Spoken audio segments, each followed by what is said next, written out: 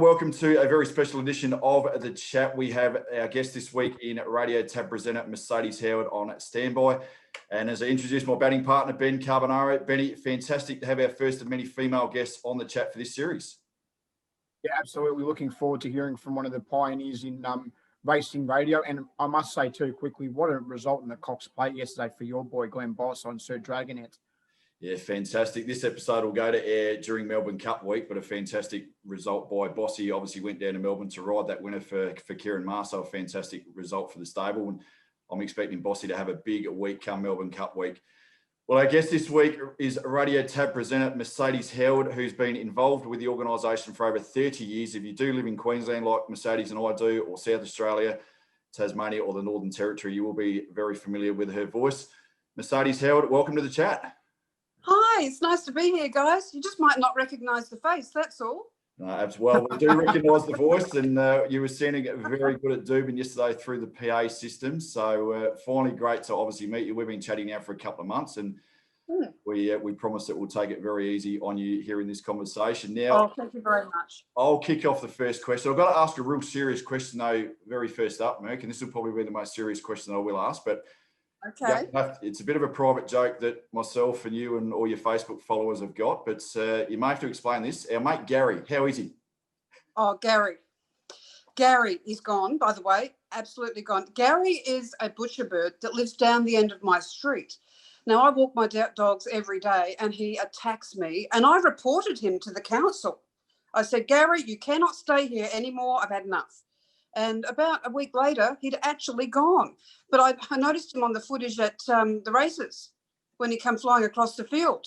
Correct. On the corner that day. Yeah, so he was okay. He's too stubborn to go anywhere. He was actually in a photo finish at a dog race a couple of weeks ago as well, which you posted up.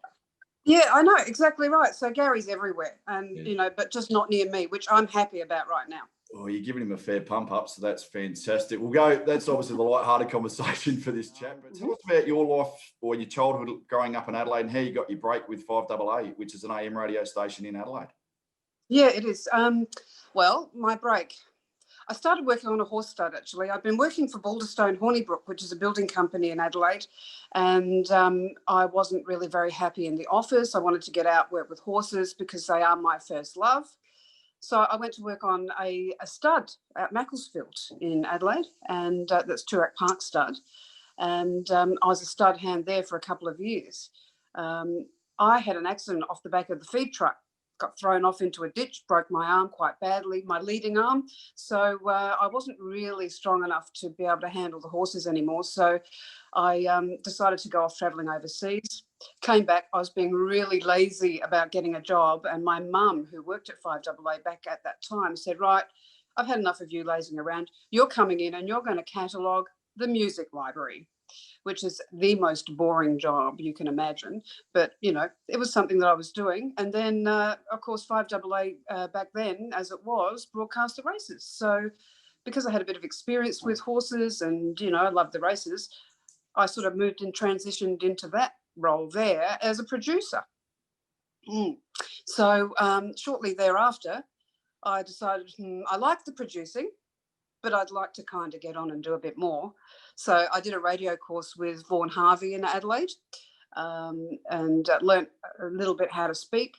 And then I slowly but surely managed to get the odd shift here and there. And one night, Greg Sanders, who was working at 5AA at the time, his voice failed. So he got me in to do what we would call now as totes, you know, sit across from the announcer. They panel and you speak. And that was kind of where it started. And I just moved on to learning the panel. One night I was thrown in on Tuesday night with, I think it was the Gosford Dogs and a couple of others, back when we only did a couple of, you know, minor meetings as they are on a Tuesday night. And it went from there. And I've been really lucky to be able to move it on as I have. That's where I started. Remember, Mercedes, the first time you had to go on air, did you take it like a water off a duck's back, or were you a little bit nervous? Oh, no, I was very nervous. Oh, my goodness. I'm very, very nervous because I'm a perfectionist, so I wanted it to be good. So, yeah, no, I was very nervous. But that soon passed until I then had to go in and do just myself. So I was operating the panel as well as speaking, And that was, again, another hurdle. But we have them all through our lives, I think. You know, like we just had one when we moved studios up here in Brisbane, where we moved from Albion to the city studio. And of course, you know, there's new equipment to learn, and that first shift in there, even after all these years, was quite nerve-wracking for me because I wanted to make it good. Yeah. Merc, you've been doing this role now for nearly 30 years, which is hard to believe because you told me when we first started chatting that you're only 28. Yes, I am 28. Correct. How have you managed to stay so fresh and vibrant throughout such a long and rewarding career? I think the key to it is actually loving what you do. I love it. The challenge of a day like yesterday, although it's messy and it's difficult, it's good. And the reason I say it was messy, for me yesterday it was messy because I had meetings being called off, there was delays, there was lots of things happening at all different tracks. And, you know, you've got to keep your ear on everything and see, make sure that you're up to date. You know, if a meeting gets called off, you want to know about that straight away. And of course, then when the meetings are called off, there's time to fill. And, you know, if they don't move meetings around to fill in those gaps, then, you know, like you've got to fill that with relevant content as well. So, you know, those days, although difficult, I love them because they're the challenge. Yeah. What is it, Mercedes, that you enjoy so much about being on air on radio? I think it's bringing that that information to the punters and being. I find radio very personal. So, like, I'm going to be in your kitchen, in your lounge, in your shed, wherever you happen to like to listen to the races, and it's very personal. And people really do feel that they know me, and that's what I like about it. And I think that's why I like to make sure that every day is like the first. Merc, you've said throughout your career that you've never laid a bet in nearly 30 years of doing this, which I struggle to lay a bet without 30 seconds. Not even a Melbourne Cup bet. But you've said, obviously, the industry, it's your love of the horse and love of the animal. Can you explain a little bit more about why you love the animal so much? Look, when I came to Australia in 1977 as a young girl, I saw horses for the first time because when I lived in England, we lived in a very built up area. I came to Australia, moved to Adelaide to a place called Seaford, which back in those days was a semi-rural area, but still lots of paddocks and things like that all around the place. And there was horses, and I saw them and I was fascinated. And that's when I got my mum and dad to take me on a horse trail ride. And yeah, that's where my love of the animal came from way back then. And then I went through my schooling, and I went on to try and have a more corporate job, if you like. But my love of the horse was still there. So I decided, no, I'd go off and work on the stud. And, you know, that's where it all began for me. And I've forgotten the question. Yeah. That's okay. All good. Yeah. And Mercedes, you talk about all the cancellations of meetings and stuff like that yesterday. That's a bit of pressure. How do you remain cool under that? Because I know I probably couldn't do it. I might get a bit flustered myself if I tried to do it. Yeah. There's a very good thing that I always try and employ, and that is no matter how fast I'm paddling under the water, I look like a swan on the top. So, you know, it's like ducks and swans when they're on a lake. They can be paddling all you like underneath, but you've got to keep it calm on top. So sometimes perhaps I'm not really that calm and I'm thinking, oh, can we just get this 100 metres run so I can cross to the next place? You know, hurry up, get over the line, get the first 3 on, move it on. But the sense of calm is I can't change it. There's 60 seconds in a minute, and I can only do what I can do in that minute. And I do it. I have to take a lot of things into consideration. You know, I'm considering how much money is in a pool here and there because we favour, you know, the meetings that are holding more money for our punters, so there's more interest. So I've got to take all those things into consideration, but I do it in a split second now, and I just make that decision and go with it. So the stress kind of is after all these years, I've managed to leave it behind. Yeah. And you go through the divvies and the markets and all the totes throughout 3, obviously, codes of racing here. In 30 years of doing this, has there been like a standout moment where you thought, wow, that's just an amazing dividend or amazing market? Probably when I haven't had a bet, but someone placed a bet for me on Anton Onavant a couple of years ago, and it won at $100 and something odd. And that was probably my standout moment, because although I hadn't placed the bet, I had a little bit of money invested, if you know what I mean. And I was quite excited about that. That's probably my standout, because I don't bet. I follow what's going on, but I don't, nothing stands out like, oh, that Saturday when I won 400, Doing a bit of research for this chat from down here in Melbourne, Mercedes, because unfortunately we don't get you down here in Melbourne. We get Radio RSN, so didn't know much about you. But I see that you're a very strong advocate for women in racing and women in the media as well. What are some of the main changes you've noticed in your 30 years in the industry? Oh, and in media. In racing and in media? Oh, it's a different landscape today than it was 30 years ago. It was very difficult for me in the beginning. I faced a lot of backlash when I first started.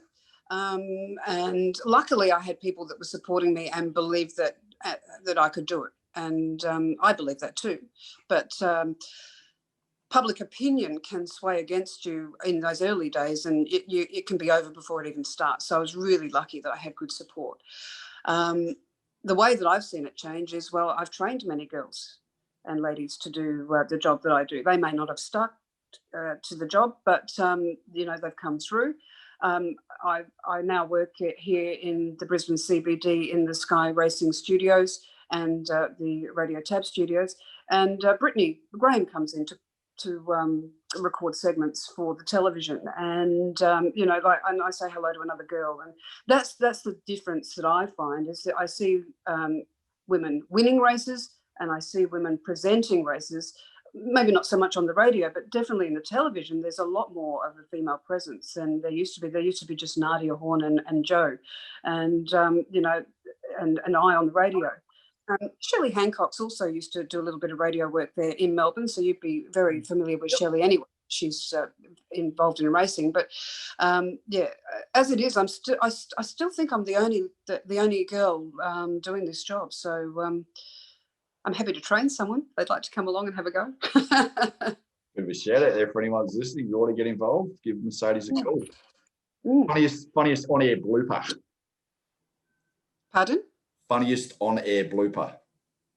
Oh, funniest on-air blooper. Probably the day when I was trying not to use language, and I was getting quite frustrated. And I said on air, "Oh, gee, I bummed that up." And I thought to myself, what does that even mean afterwards? And I just laughed and I giggled to myself for quite some time, because I thought, that's not the word I usually would choose. But because I was working, that's the word that came out. And it was just a bit of a giggle for me. Yeah. Cover all three codes of racing on RadioTAB. What is your favourite code and why? It's really hard for me to say that, to sort of define which one is my favourite code, because I have a passion for greyhounds also. There's actually one laying right next to me here. And I probably would say that the horse racing is my favourite, because of the colour, and I feel that it's the excitement for me is with the horses. Harness racing is a fantastic sport also. I've just never really had that much to do with harness racing. And then through my love of the horse racing, I got to watch greyhound racing, and then I fell in love with the dogs. And over the years, I've worked for the greyhound adoption program in South Australia, and I'm an advocate for greyhound adoption after they retire. And so in that way, the greyhounds have got part of my heart as well. So I'd say it's probably 60% gallops, another 35% for the greyhounds, and then 5 for harness. But it's not because harness isn't fantastic. It's just because I don't have that much to do with it. We've got a fantastic facility just up the road here at Albion Park, which showcases both harness and dogs. So that's right. Yeah, we get to see the best of both worlds there. Fantastic. Excellent. Now, Merc, you would have interviewed some of the biggest names in the industry. Has it been a standout interview for you, or a person that you've just thought, this is a dream interview that I've got to do? No. It was a little chat that I had with Wayne Wilson. Actually, it wasn't a formal interview, but We had a fantastic chat one day. We were just doing sort of scene setter for Doomben. It was one of the big days, and he had his diagnosis then. Wayne passed away from cancer. And it was just the moment where we were sharing, and it was just an enjoyable moment between mates on air. And as you know, that doesn't happen often. Even though we're all mates, I don't have much chance to bring my personality through. It's more of just an information service that I provide. So you get to hear me, but you don't really get to know me. And in that moment, I just felt that it was a lovely chat with Wayne, and yeah, it was great. What does life look like away from the studio for you? Obviously, you've got your beautiful retired greyhound there, so one of the things would be taking that for walks. But what else do you like to do when you're not on air and doing the radio, Mercedes? I like to, well, I do walk a lot. I live in the inner city here in Brisbane, so we take a walk around the inner city sites.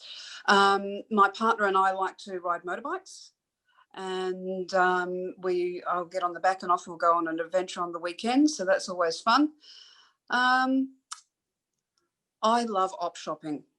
See this? I bought this in Melbourne. Can you see the size of this? It's huge.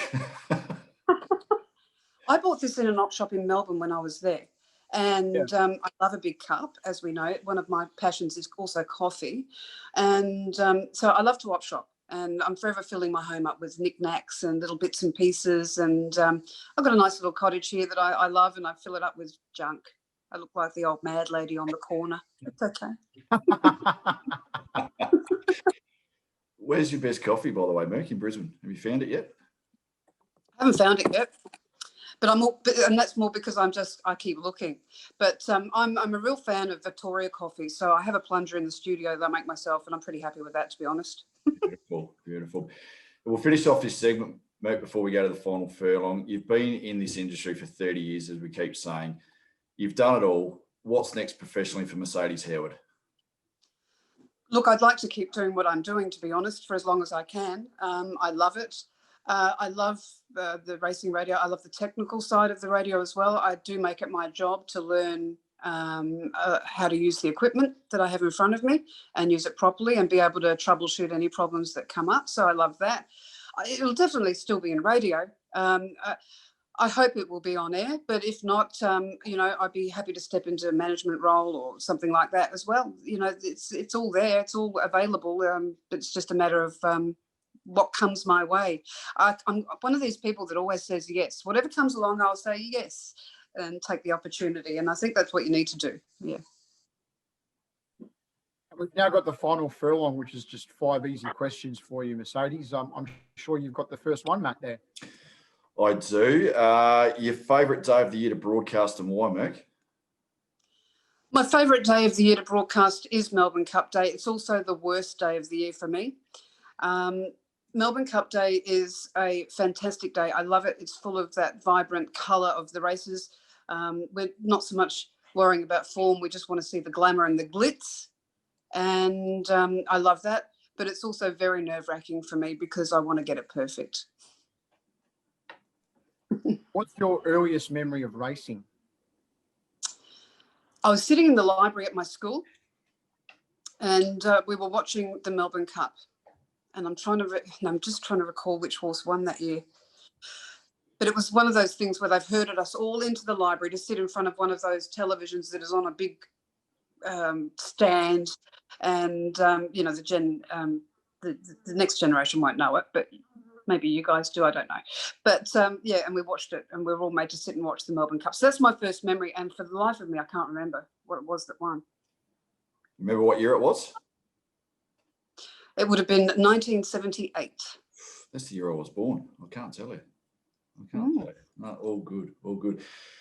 But being 28, my memory. Exactly. Your biggest influence of your career so far and some of the amazing people that you've met through this industry? Geez. So many people have been so kind to me over the years. There was a gentleman in Adelaide called Gary Bowe who did my job before. He was a very well respected radio man in Adelaide. And he taught me how to use the panel and how to conduct myself professionally at all times. Well, I mirrored what he did. I don't know that he taught me, but I mirrored what he did. So for me, he was very instrumental in me moving forward in my career. Some of the interesting people that I've met. Oh, look, I've met so many interesting people. I used to work in Adelaide with KG and Hooksy. Hooksy was a character. I also used to work for Bob Francis. At one point, I was a radio talkback producer, so he was a fantastic person. Look, I must admit, I was thrilled when I met Bruce McAvaney for the first time. I was absolutely thrilled that he actually knew me. So that's probably one of my highlights. And look, the list goes on. I could go on forever, to be honest. Obviously, you've seen a lot of horses run over the last 30 years in your broadcasting career, but do you have a favourite horse that you've seen run? I think Octagonal. I just loved watching Octagonal run. I've got framed prints. I've got the memorabilia. It was just the way he carried himself throughout his career. To me,